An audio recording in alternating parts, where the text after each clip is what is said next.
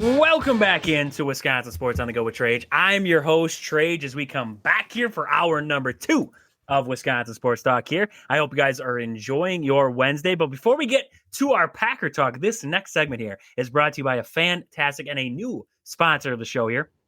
And that is Peggy Sue Baelish at Century 21 Gold Key Realty. She knows the area. She knows the central Wisconsin area. She knows the market. You got to talk to her. If you're looking to buy, sell, whatever you're looking to do at this time of year, it's getting close to fall. Maybe you're trying to move into that new house there. Maybe it's going to be that Christmas gift or whatever to the wife that you're going to move into this new house. Call Peggy. She will set you up with a fantastic place. 715-305-4345. She's the one you want to talk to. She knows the area. She knows where's the good places, right? Maybe you need to find a place that's good to close to work, but close to, good places to eat, whatever it is, the nightlife, anything like that. She knows the area back and front. Make sure you check her out. Peggy Sue Baelish there at Century 21 Gold Key Realty. So, Ummer, how we doing?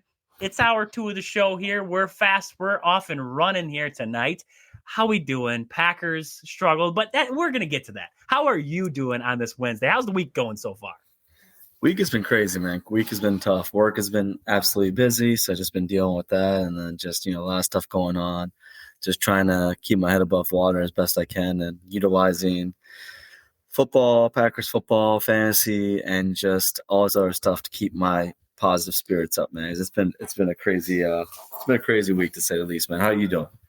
Great. And that's the beauty of sports. That is the beauty of sports at the end of the day. It's the getaway, right? And that's why I hate when everything has to crash into it. I just want sports to be my getaway from everything else in the world. I just want to watch guys go between the lines or in the diamond, whatever it is, and just play the game. I agree 100%. That's the greatest part about sports there. It's that getaway from the real world for just a little bit, where we can pretend like we know what we're talking about. In all reality, we probably don't. So, we want to get into the Packers here. Hour number 2, we want to get to the Packers here.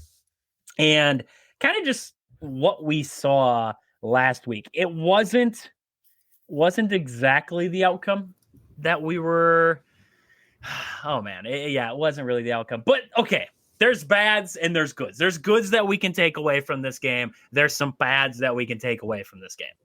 Yeah. We're going to rip the Band-Aid off. Let's start with the bad. Let's just start with the bad, okay? Let's just start with the special teams once again, because my favorite thing was, if you listen to, and I wasn't watching on TV, I was out and about on Sunday there, so I wasn't able to watch the game on. So I was able to watch it after the fact, but I wasn't able to watch it live. I listened to Wayne Larrivee on the radio and listened to the Packer Network there, and they were talking after the first field goal that they made, and they said, "Man, they got by there. And they're close to breaking that. They're overloading that side. They're close to breaking that. And they kind of foreshadowed it. And then flash forward to the end of the game. And they said, you got to watch that side again. You got to watch that side. Yeah. Yeah.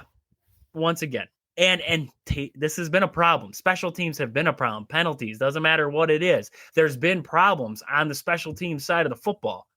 Yep. Rich Passaccia, who is supposed to be the assistant head coach, help oversee things with Matt LaFleur, right, is the special teams coordinator, is the special teams coach.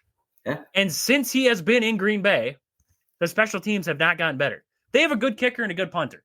They do. They have a great kicker and a great punter.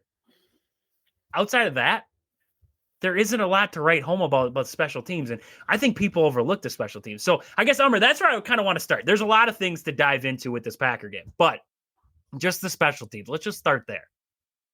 Do you believe that it's, heading in the right, I don't know if you could say heading in the right direction, but do you believe Rich Passaccia is the guy to lead this special teams unit? Because it's been like this. It hasn't fixed. It hasn't changed. It seems like there's always problems with the special teams.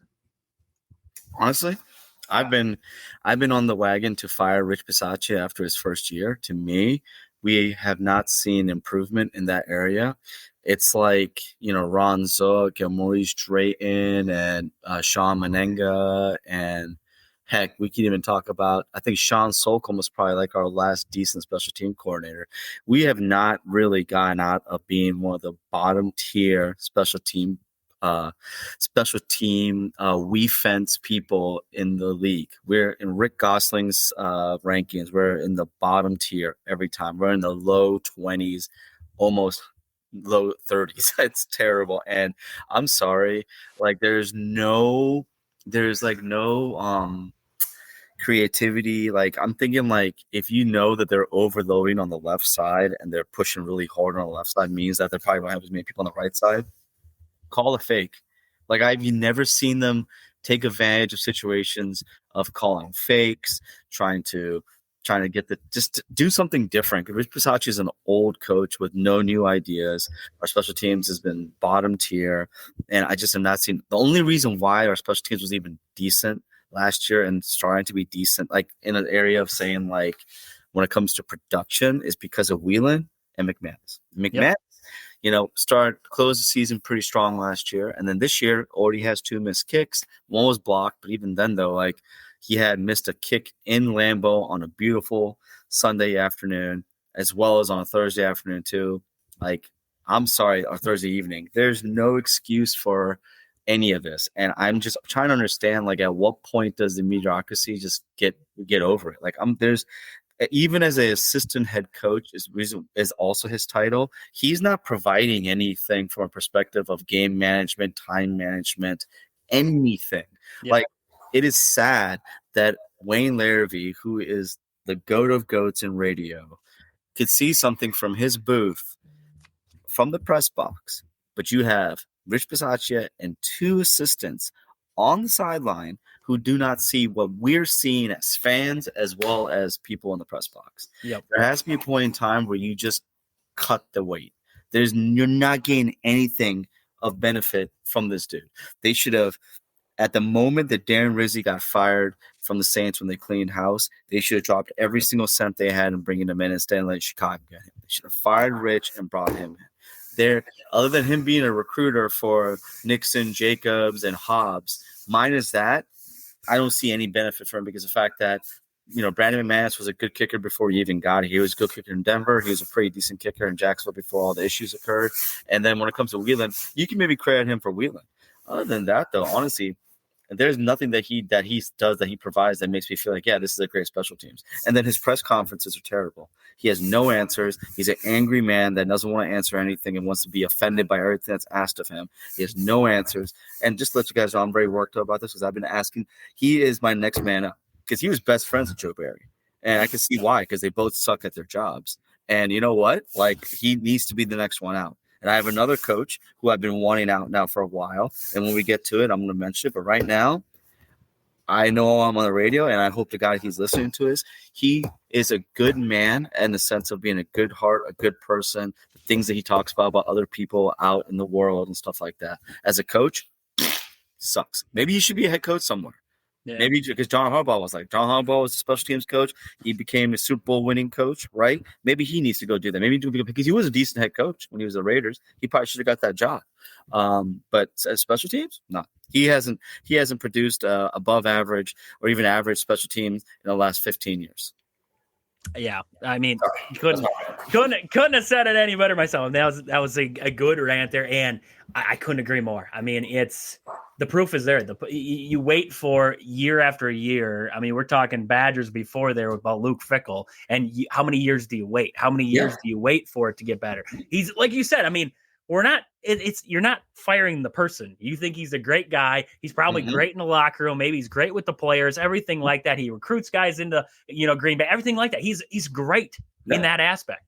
Absolutely. But when you give him responsibility of setting up the special teams, it just hasn't been there. It hasn't gotten better. And the same problems and the blocked field goal there. I mean, and that's where I want to get to next. So let's get off of the special teams.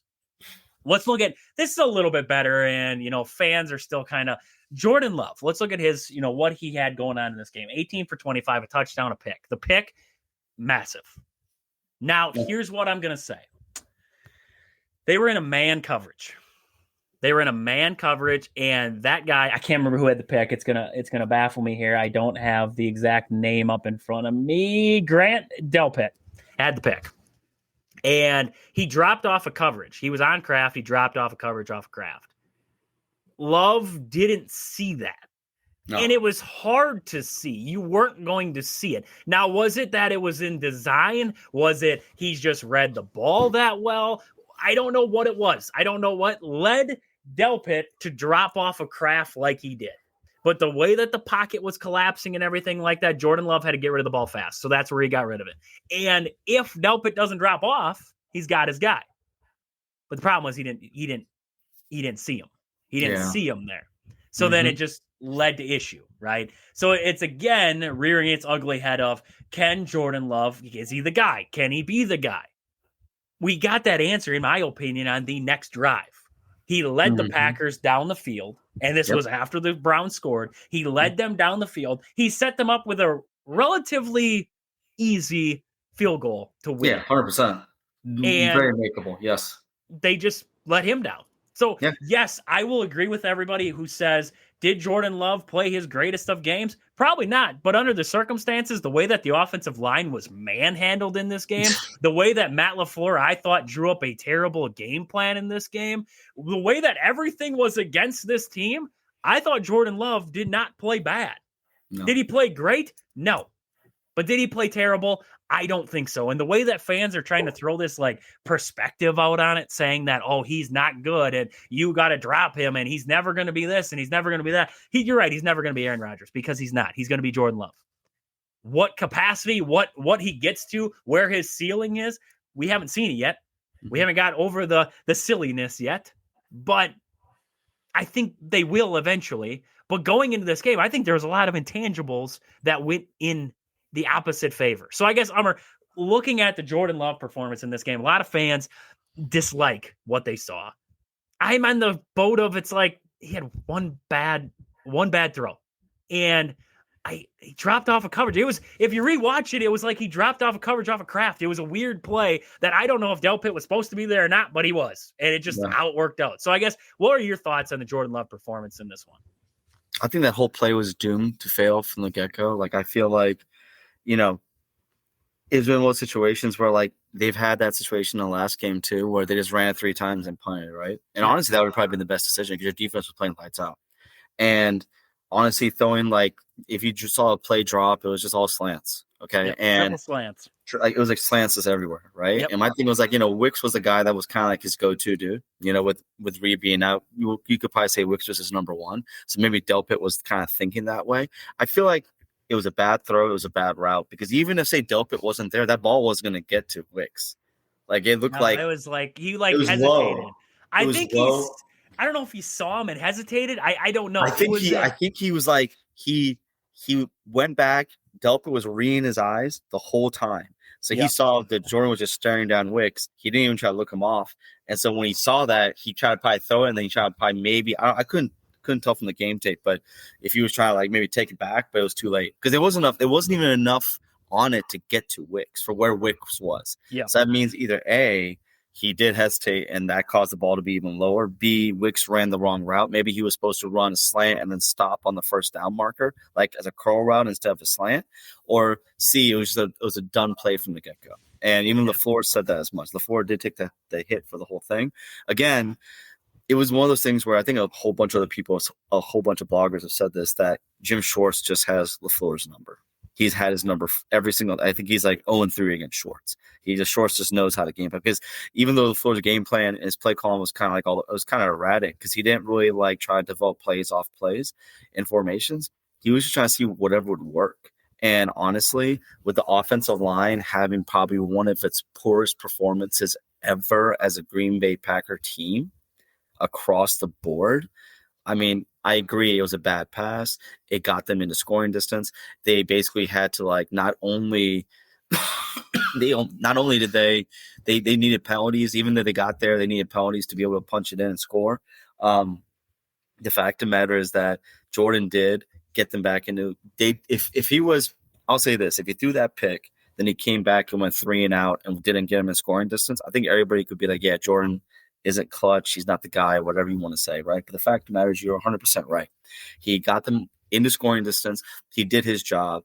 Honestly, at that point, I would have been even more aggressive. I probably would have I would have, instead of like, you know, because Josh Jacobs fumbled it and almost lost the ball right there too, right? It's like I don't think anybody played their best game in that game, minus maybe a block by Savion where he basically decleated a corner, and then maybe like, you know, Rashawn Gary having 2 sacks. But truth matter is Jordan did his job. Again, special teams failed him. it's a story that us as Packer fans have been unfortunately too familiar with. And this goes back to the second coach that I wanted fired for the last 3 years, and that's Luke Butkus. I think Luke Butkus is an op. He's a freaking Bears, alumni because his dad was a former Bear, Dick Butkus. And all I'm saying is, like, I know we've seen development on the offensive line, but I have yet to, honestly, our run blocking has been terrible. It was terrible last year. It's terrible this year. And the decision making by the coaching staff and I said this in one of my posts where it's like, okay, you have Jordan Morgan, who's been playing left guard and left tackle all of training camp. He's never once played right tackle.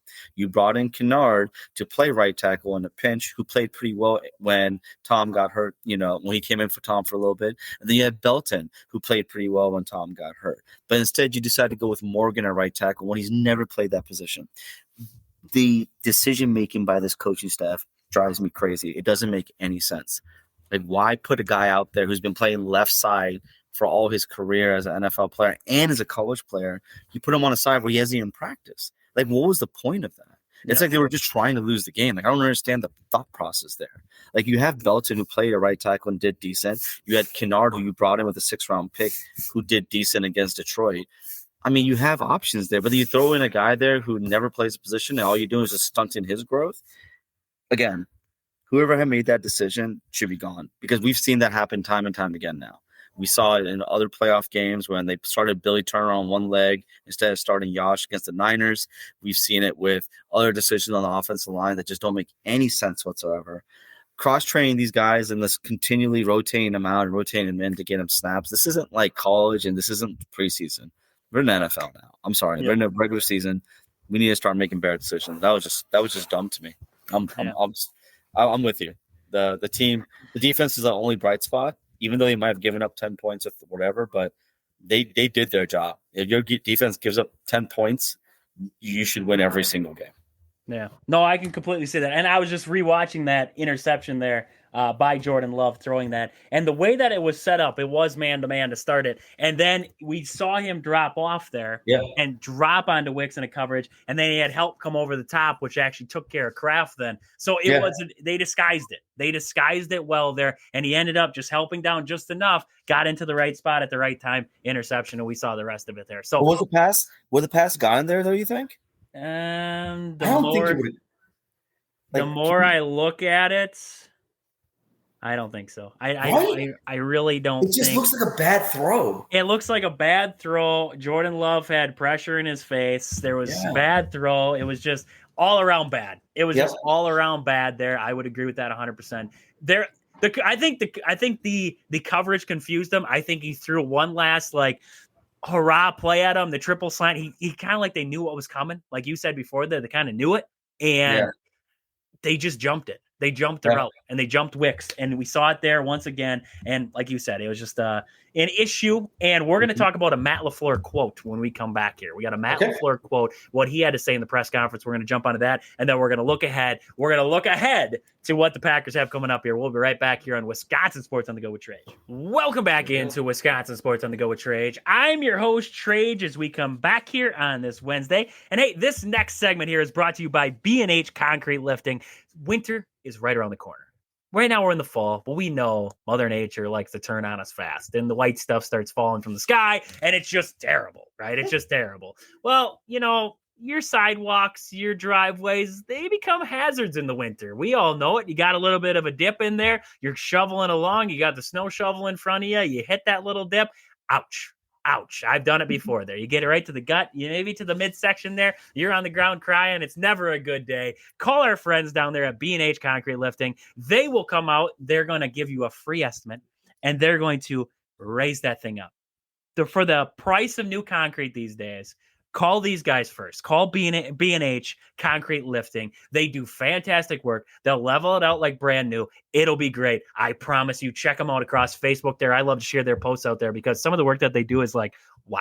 Just wow. So call them there. Give you a complimentary estimate. It's that easy. 715-897-6790. B&H Concrete Lifting there. So, Ummer, we went to the break. We were talking Packers. They're kind of just venting, right? Our discretions over this past week there. I want to talk about a Matt LaFleur quote that I couldn't agree with any more. Yeah. he came out and he was talking in the press conference, and we kind of talked about it actually last week. It reminded me of last week because we talked about Rasheed Walker and his comments of saying basically like this team could go undefeated. I believe we can go undefeated. And Matt LaFleur came out after this game and said, I've said it a million times to you guys, to the media. He's talking to the media here. But I don't think, obviously, I've said it enough to our team. The goal is to go 1-0 every week. And it irritates me. He used another word there, but I'm not going to use it. It irritates me when we start talking about things outside of the next game, things that are done down the road, like keep the focus on the present, on the now, and worry about getting better each and every day. He didn't mention Rasheed Walker, but he's like, yeah, we saw the quote from Rasheed Walker. We know this is pointing in that direction there. I absolutely love that quote because I'm going to point this to the Lions. Okay. I'm just going to point this to the Lions for a second. Mm-hmm. The Lions lost to the Packers week 1. Yep. And a lot of people were skeptical of this Lions team. The last 2 weeks, they have trounced their opponents. Trounced them. And I get it was the Bears, but they just went to Baltimore and just shellacked Baltimore in their place. Now, I'm not saying that they're the greatest team in the world or anything like that, but what they did was they showed we refocused. We got ourselves back into it. We took care of we went to a great opponent's place and we took care of them. Yeah. And that is the mentality that I think Matt LaFleur is trying to, instill in his team. Okay. Yeah. 100%. The question is the message getting across? That's the question. And it also comes down to then, in my opinion, leadership in that locker room, because it can't always just be Matt LaFleur. No. Now it's got to be, what does Micah Parsons say? What does Jordan Love say? How do those guys, your leaders in that locker room, your captains, right? I don't know if they're who's the captains on the team? I'm blanking off the top of my head right now. But your guys, your leaders, Josh Jacobs, all them guys, walking in there and saying, this is how it's got to be. We all got to focus. It starts now. It starts now in practice. It doesn't start on Sunday. It starts now in practice. It's one on Tuesday, Wednesday, Thursday. That's when it's one. It's not one on Sunday. It's one in the practice. It's one now. Focusing on the present. Getting better every day. Mm-hmm. And I think for what Matt LaFleur is saying is basically this team likes to look past opponents. Yeah. And not take opponents seriously. And that's what it's. And I'm going to hold Matt LaFleur to that same credit because I don't think he drew up a very good game plan for this one. I don't think he had a good game plan going into it. And it's hard for an offense to get going when your game plan isn't there. And you have to, and I get you have to game plan for having Myles Garrett in and Myles Garrett out, but you got to be able to still do things with the football in either situation. And he's like flipping through an entire playbook. Like, we can only run this when Myles Garrett's out. We can only run this when Myles Garrett's in. It's like, okay, well, let's find out what works when he's in there, because we have to we pretty much game plan for him to be there. They call a timeout when he was out. And how many timeouts did they have to burn? The penalties in this game, everything in between. This team resorted back to old Packer football. Yeah. The things that we thought were gone are back. Yep. And the question is now, and this is where I love this quote by Matt LaFleur. What is this next week's show? Yeah. How do they respond to the adversity? That's my question. So, Ummer, thoughts on this quote from Matt LaFleur and just kind of the moving forward portion here for the Green Bay Packers? I think LaFleur is very much make the main thing the main thing. I feel like he's all about living in the present, living in the now, because if you think too far ahead or too far behind, you're going to always be in one of those situations.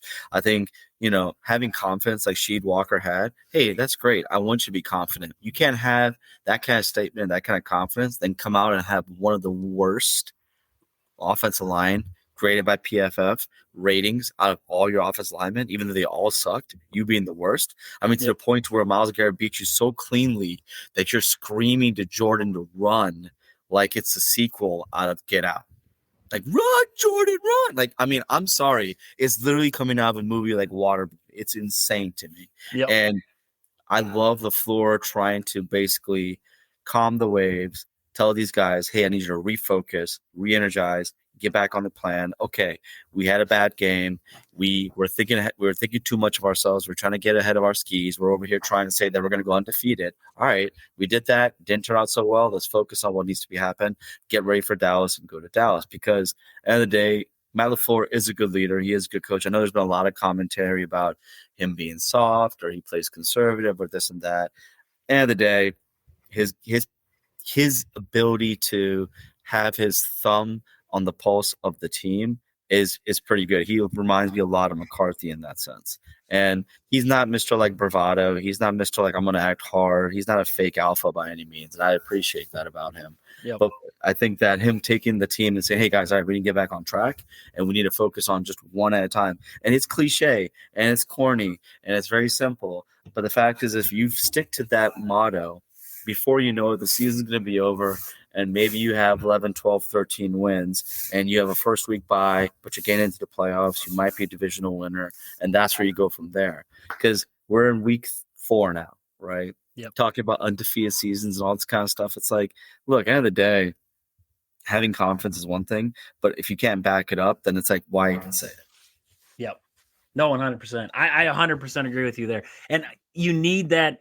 It's the question of, like I said before, and like you're saying, it's the question of, does this get across to this team now? Yeah. Do they respond? How do they respond? Do they follow his leadership? Because you got a lot of guys in the room right now who, you got your Rasheed Walkers, and then you got your Micah Parsons, and you got your own.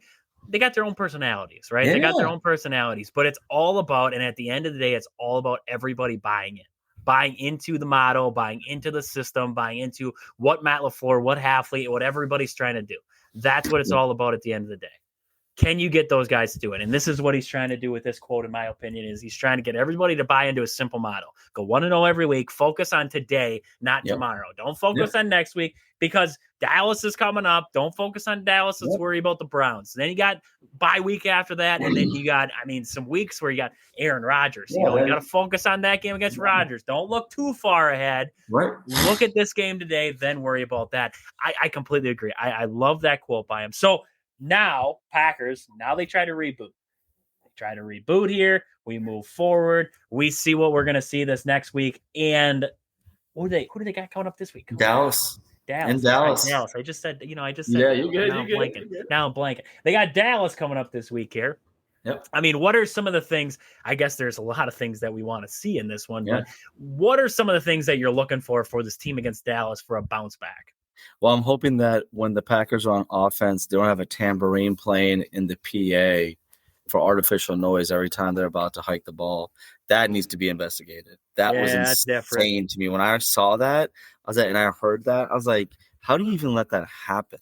Yep. Like that was so for me. I think the biggest thing is there's no CeeDee Lamb this week. Probably he's going to be out. You need to really focus on trying to find a way to cause disruption and pressure on Dak. Dak is a pretty good quarterback. He has legs. He has an arm. He still has weapons in George Pickens and also in Jake Ferguson. That is a Scary Alvarez favorite.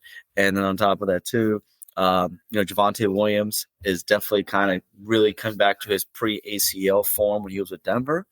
That defense is led by Matt Eberflus. Didn't look good at all against Caleb Williams and Chicago Bears last week. So this is a get-right game for Jordan in that offense. We really just need to clean up the penalties because it feels like it's 2024 again. We're already second in the league in false start penalties and in pre-snap penalties and within pre-snap false starts as well as holding. We're second already.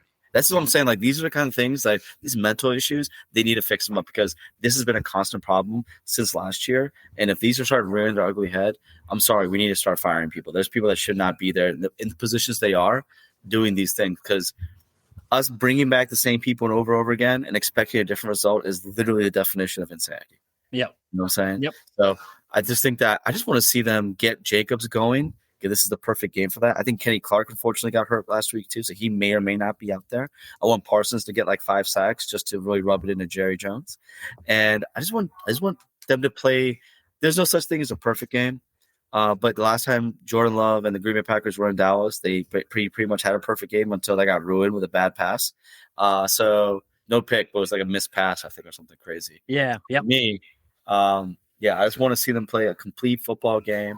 And I just want to see everybody get back on track because I want them to go into the bye week on a high note. Because once they come on that bye week, they got the Bengals, who really aren't the same without Joe Burrow, but they're still a pretty good football team with a lot of weapons, and you have to be able to, counteract that. What do you think? 100%. 100%. I am right there with the penalties, focusing back in. That's the biggest things I want. If you're the Green Bay Packers, you come into this game, you are the better team. If you do the little things, if you focus in, you limit the penalties, you do all the right things in this game, you win. I seriously think so. If Jordan Love plays as he has been, the defense plays well, the playmakers do their things, the offensive line takes care of their business, you're fine. You just got to clean up the silly mistakes. This Dallas Cowboys team, what did they get ran by? Oh, who the heck just ran them last week there? Chicago. Chicago ran them last week. 2 weeks ago. They just got, they took overtime to the Giants. So, this is a Cowboys team where Dak's playing well, but CD's not out there. You love Ferguson, but there's nothing really crazy about. I love Kenny Clark, so Kenny Clark. Yeah. But outside of that, there's nothing really to write home about this team. Mm-hmm. This is a get right game, but we said that about the Browns. Yep. You got to focus. You still. I know that defense for the Browns is legit. We need to remember that defense. Number one defense in the league right now. And what I said last week. I was like, this will be our first test against true defense, and unfortunately, we failed. So that is a fantastic defense that you hope you never have to see again. So exactly, that's just the way that went. But this Cowboys team is not that. But it doesn't mean, and like Matt LaFleur's saying, you look past him, you take him lightly, you do any of that kind of stuff. You go out there, you win every down, you win today. That's what matters. I completely agree with that, and that's what they got to do. They got to focus back in for Dallas, and that's what I'm looking for is the focus of this team going into that game against Dallas. So, Ummer, thank you as always for hopping on here. Let the people know where to find you out there. Of course, man. Thank you for always having me, man. You can find me on Twitter, X, at AMAR3455. Also, you can find us at Coast to Coast Packers on Twitter. We're on Twitter. We're on Instagram. We're on TikTok. We're on, I think that's it right now. Yeah, and also on Kick. We're also on Kick as well, too. So, you can find us everywhere. We have our show coming up on Thursday. We're going to probably talk about the same stuff and some more stuff and maybe seeing how the injury report plays out here because there was a few guys that did drop out in this past game. And as always, Trey, thanks for having me, man. Of course, it's awesome as always. Thank you guys, and make sure you guys are checking him out. He's got great stuff there, and he's always keeping you up to date on everything that's going on, the crazy takes, everything in between. That's all you need out there from Ummer there. So thank you as always, Ummer. We'll be back here after a quick commercial break. Kyle's gonna hop on. We got some NFL talk to get to, so we'll be back here after this quick commercial. Sports on the Go with Trage. I'm your host, Trage, as we come back here on this Wednesday. And hey, this next segment, Kyle's stopping by. We're talking a little NFL. This next segment is brought to you by Foreman's Hardware. They offer you everything from home essentials to farm supplies, house to farm, grills to drills. Foreman's Hardware has got you covered. Visit today in Loyal, Colby, or Medford, Wisconsin. Tell them I sent you. Tell them Trade sent you. Get 5% off your purchase there. Get down there for the Friday Frenzy. Tons of great deals. I believe this week is dog treats. So if you want to check out the dog treat sale they got going on, maybe your furry friend needs a dog treat, check them out there. Foreman's Hardware. They got some deals right now down there for the Friday Frenzy. So, Kyle, how we doing? Wednesday, the NFL season. We just got through week 3. We're heading into week 4. How we doing on this Wednesday? I'm good. It's fall. Great time of the year. Playoff baseball's in the air. NFL season. Like this, great time to be a sports fan. Loving it. It is an awesome time to be a sports fan. You are 100% correct there. So, Kyle, as we do every single week, we have the Mellow Yellow Minute, the little trivia portion of the show here in honor of my grandpa. He loved Mellow Yellow. He loved trivia shows. So we make sure we do a little trivia every single week. We usually do a top 10. And this week we have the top 10 top selling sodas in the United States. We're going to do 1 through 5. We'll do 1 through 5. We'll go 1 through 5. We'll see what kind of Kyle comes up with this one. So we have Sprite, Pepsi, Diet Coke, Dr. Pepper, and Coca-Cola Classic. Kyle, what do you got? Number 5 on the list there. There's Sprite, Pepsi, Coke, Dr. Pepper. We got Diet Coke and Coke. They're different. Okay. They're not combined for this one. They're separated. Okay. So 5, I'm going to go with I'll go Diet Coke 5. Diet Coke, number 5. Solid first pick. All right. Number 4, we have Pepsi, Sprite, Dr. Pepper, and Coke left on the list. 4, I'm going to go Dr. Pepper. Not Dr. Pepper. Okay. I respect that. Dr. Pepper might surprise you. 4, I'll go Sprite. Not Sprite. Okay. Not Sprite in number 4 spot. I was actually a little worried about that because that's usually my choice. All right, then 4's got to be Pepsi. Pepsi is number 4. Number 3, Kyle. So 3, I'll go Sprite. Sprite is number 3. Sprite is number 3. We have 2 and 1 left on the board there. You got Coke and Dr. Pepper. I'll say Dr. Pepper 2, Coke 1.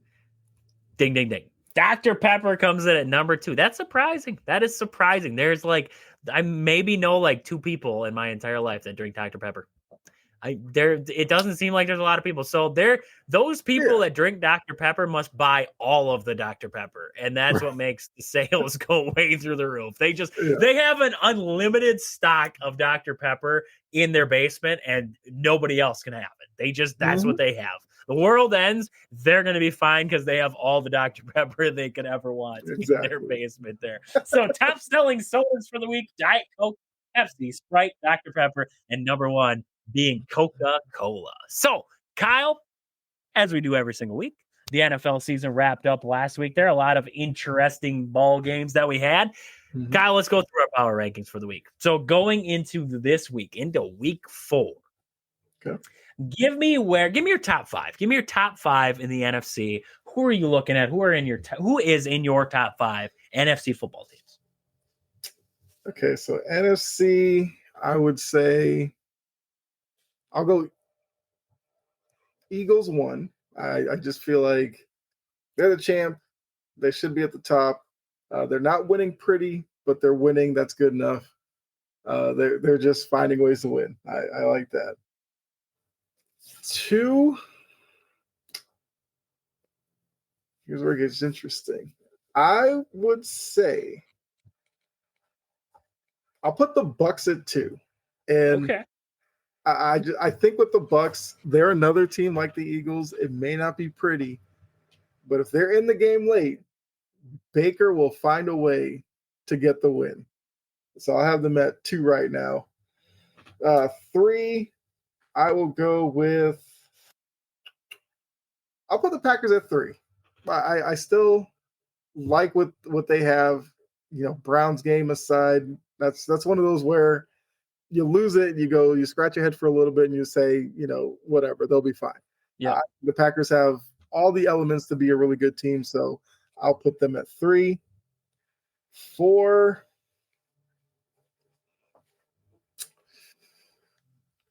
I guess I got the Rams at 4.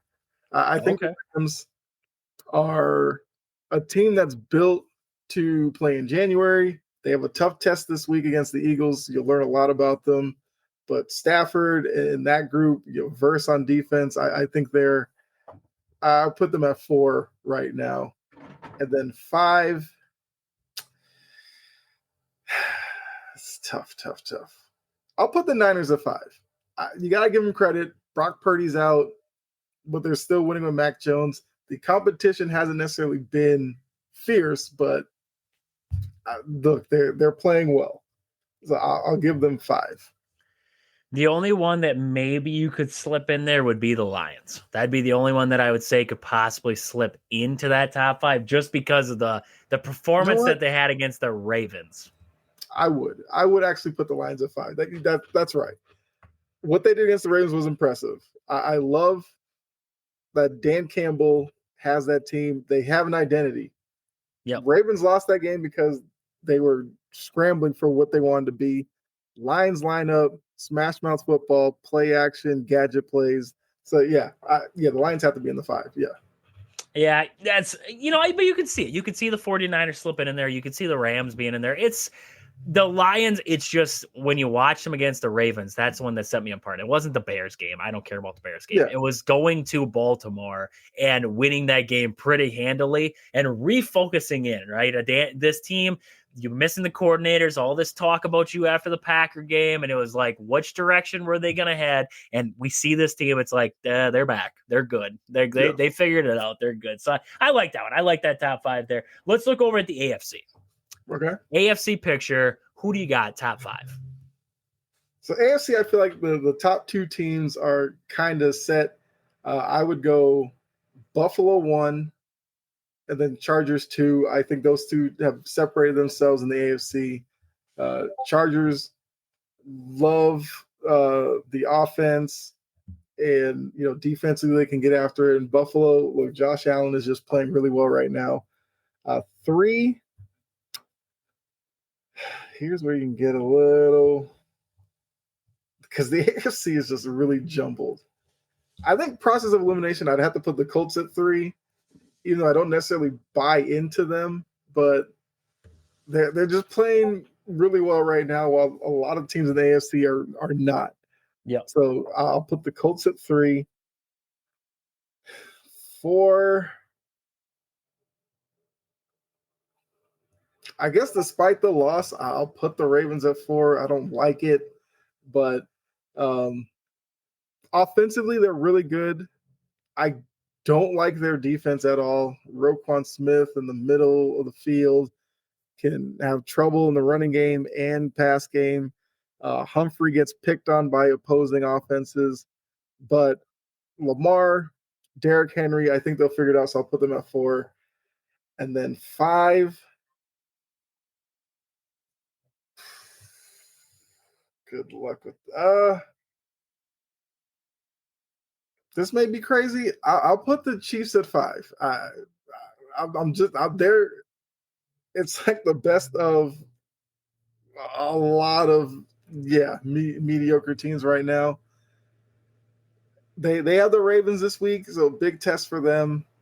They look like they got back to some good habits against the Giants. It is the Giants, but there's questions with them as well. Is their offense good enough to beat top tier teams? I can't buy into the Jags. I just can't. So I'll put the Chiefs at 5. Yeah, it's a weird, Joe Burrow going down kind of changed the landscape of everything. So yeah, I would agree. The AFC is kind of wide open. Plus the Texans, CJ Stroud and the Texans team haven't been able to put it all back together. It's just it's a down day. The AFC is definitely down. The NFC seems like that's going to be the hot league right now, and the AFC is kind of like, well, you got the Bills and the Ravens are sticking around, and you got some decent teams, but it's not up to snuff, I don't think. Yeah. Well, I mean, it's going to work its way out. It's week 3, right? Working to week 4. It'll work its way out. We'll see some of these teams take off there. So power rankings done there. Kyle's power rankings for the week. Kyle, let's flip over. I want to talk a little MLB. We haven't really talked a lot of MLB in a while. NFL, people get, there's enough about the NFL. Like I said, I talked about it last week, I believe. It's like people need to remember the Packers are playing well, and that was before the Browns game. I was like, Packers are playing well, but we got to remember, guys, like, hey, the Brewers are still playing baseball right now. They're in a hot race right now. Now they just locked up the Central. They locked up either the 1 or 2 seed in the playoffs, as we're watching this Padres team kind of light up Bruce Zimmerman there. So it's kind of looking like it's, going to go rough here against the Padres in game 2. So the Brewers, we see them battling it out right now with the Phillies for that number 1 seed in the National League. And then the Brewers also battling it out with the Blue Jays and the Phillies for the number 1 overall seed in all of baseball there. So, Kyle, I mean, grand scheme of things, we talk about, locking up spots right now, everything like that. What are you seeing right now? Who do you like? Just kind of give me, as we kind of wind down this race here, the National League's heating up. You got the Cubs, they locked up a spot, so did the Padres, but the Mets, Reds, and Diamondbacks are all battling for that last spot there. The Cardinals are surprisingly not out of it, but they're still technically out of it. And then you look over at the AL side of it, you have nothing locked up. You have a tight race there between the Yankees, Red Sox, Tigers, Astros, Rangers. I mean, the Rangers are most likely out. They're 5.5 back. Most likely they're going to be eliminated here pretty much today as we're talking on Tuesday. But Kyle, I mean, just give me grand scheme of things right now. What are you seeing right now? Wild card race and everything like that. Like you said, it is crazy. Like, the weird thing is, because of the Guardians' hot run, Scooble and the Tigers could find themselves completely out of the playoffs, whereas a month ago, they might have been a safe bet. And that's where September baseball is really intriguing and full of a lot of drama. The Blue Jays have a tough series against my Red Sox this week. And I believe the Red Sox taking game one. Like, that's a series that the Red Sox need because the Tigers and Astros are right there on their heels, so they can't really give up games right now. The Mariners are battling with the Astros. The Astros seem like they might have been a lock 2-3 weeks ago. So the American League is crazy. The Blue Jays do have their spot locked up, probably to win the AL and be that one seed going into the playoffs. But I think there's some matchups that could be intriguing. Like, we might get Yankees Red Sox wild card round. I think baseball would love to see that. You could get, I don't know, Mariners Astros or something. Like, it's so much up in the air that I love it. And then the National League, I think the fact that the Reds are hanging around intrigues me. I think their final push in the season, they face some tough opponents. Call me crazy, the Diamondbacks might find themselves in the wild card. Wouldn't that be nuts after trading the roster? That's the weird stuff about baseball. Like, the Diamondbacks gave up on the season. And it's like, as the Mets started dropping, they started playing well, and the Mets have kept them in this, and now they may slide in there and overtake the Reds and the Mets to claim that final wild card. That's crazy.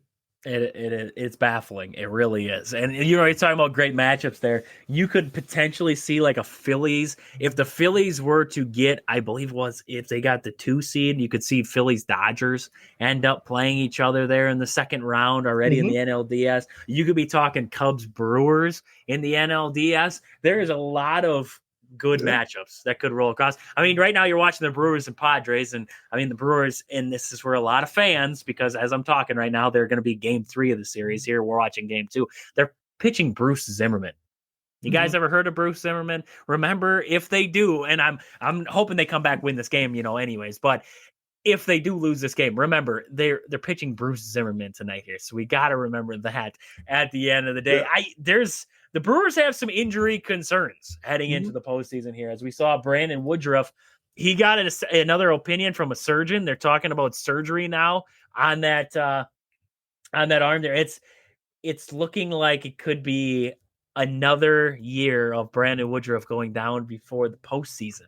And so the Brewers pitching staff looking like it might take a hit. You already have Quintana out. I guess I want to look outside perspective, Kyle, because you're kind of looking. He's hoping to be back, but we're talking about an IL with the lat strain there. So if Woodruff can't go, there's talk of Mizorowski going to the bullpen. Mizorowski's struggled this season. It seems like there's more bad outings than good. I mean, I'm good with Freddie, Priester, and Quintana going in a rotation there. Maybe you throw a Gasser. Maybe you throw I mean, here's my question, because I was asked this. If you're Brandon Woodruff, you've done this before. You've had this problem. He's been pitching with it apparently for like a month. It's made his velocity go down in his fastball. If you're Brandon Woodruff, do you just say screw it? Because you have for multiple seasons now had to sit out of the playoffs, and now you're looking at another year where you're going to have surgery anyways. Do you just say, maybe I'll just give her a run? I mean, this was a question I was asked, and I was like, I guess it depends how bad it is, the lat strain and everything, but you might be talking about retirement anyways if you have to have surgery again. So are you just, I mean, in your opinion, do you just say screw it? I think the temptation will be there. And look, maybe for Woodruff, you put him out in the bullpen and you go break glass in case of emergency type thing, where maybe you need an out to kind of close out an inning or something like that, and he feels good that day. You try it. Yeah, I wouldn't put him in the starting rotation, because I feel like, if you have 3-4 starters you believe in, you can make it through the postseason. So I think you're fine there. I think Mizorowski in the bullpen makes a lot of sense. Some guys may struggle on the mound as a starter, but you put in the bullpen, they come out for an inning or so, and they catch people off guard. So I think that would be the smart move to make. And yeah, Woodruff, I would put in the bullpen kind of like as a long reliever. If you're up a few runs late, you don't want to burn like a key setup or your closer, and you want to throw Woodruff out there and see if he can get you 2-3 outs. Why not? It's a crazy risk. It's a crazy risk at the end of the day. It might be crazy to even think about trying to pitch through an injury like that. I guess he's going to see what that surgeon says, what that opinion says back to him. But it just, to have another year where you're heading Brandon Woodruff set up to be that guy in your rotation, and he just goes down. It really does suck. It really does suck to see. So, I mean, any last final thoughts there of the MLB before I have to let you go here, Kyle? No, I think these races are fun. This is what the league wants, and it's going to be a crazy final week because I believe wild card starts next Tuesday. Next Tuesday already. Isn't that crazy? It's like final game of the season. You're like basically day and then you're back. So, I mean, yeah, it's wow. It is. It's just like that. MLB postseason baseball is going to be upon us next week already. The Brewers, they have the Padres right now, and then they're going to wrap it up with the Reds coming up next week there. So, Kyle, thank you as always for hopping on the show here. Let the people know where to find you out there. Yeah, look up Chomping at the Bit, YouTube, Facebook. Easiest way to find me, and then you'll find the links to the other socials there. All right. Thank you as always, Kyle. Make sure you guys are checking him out there. Great stuff. MLB postseason coming up. He's going to be talking about that. NFL, everything in between. He's got great stuff there on his page. So we're going to come back here. We're going to wrap up the show for the day on the backside of the ad break. We'll be right back here on Wisconsin Go with Trage. I'm your host, Trage, as we come back here on this Wednesday, and we wrap it up for the day here. This last little segment is brought to you by Sport and Spine Clinic of Greenwood, Wisconsin. Expert traditional physical therapy and structural integration programming. Call for flexible scheduling and evaluations. Just call Chad down there at Sport and Spine Clinic of Greenwood. He'll get you right and doing whatever you were doing, feeling better than ever. So we were just talking about Brandon Woodruff there a little bit for the Brewers, talking about MLB and NFL, everything else. If you missed any portion of the show, make sure you're checking it out across all podcast platforms. Just search Wisconsin Sports on the Go Trade. Give us a like, follow, subscribe. Also check us out across all social media platforms. We were talking about a little bit there. And I mean, we understand the lat strain. We understand it's good. It's a terrible injury, everything like that. We were just kind of saying like, hey, could be it for Brandon Woodruff. Do you want to pitch through that kind of injury? No. Pain tolerance, everything like that is going to have to be very high. Is he worried about injuring it worse? It's all those different intangibles go into it. We don't expect him to. It's just a question of does he finally, or not finally, but does he just say, well, I'm just going to throw and see what happens, because apparently he's been doing it for a month now. So would he test it for postseason appearance? I don't know. That's a question. I guess we're going to have to wait and see from the sounds of it, from what he said. Probably not, but maybe, just maybe. I don't know. We'll see what kind of happens there. The Brewers, they're going to be wrapping up the season here. And then next week here, we start out postseason play. So can't wait to kind of see that there. So we're going to be talking postseason baseball next week here. We got lots to get into there. We got Packers to talk about next week, Badgers, everything in between, as the Badgers will get back in action next week there. So tons to get to next week on the show. Thank you all for tuning in tonight. I hope you guys enjoy the rest of your Wednesday and week. But until I talk to you guys again next Wednesday, see ya.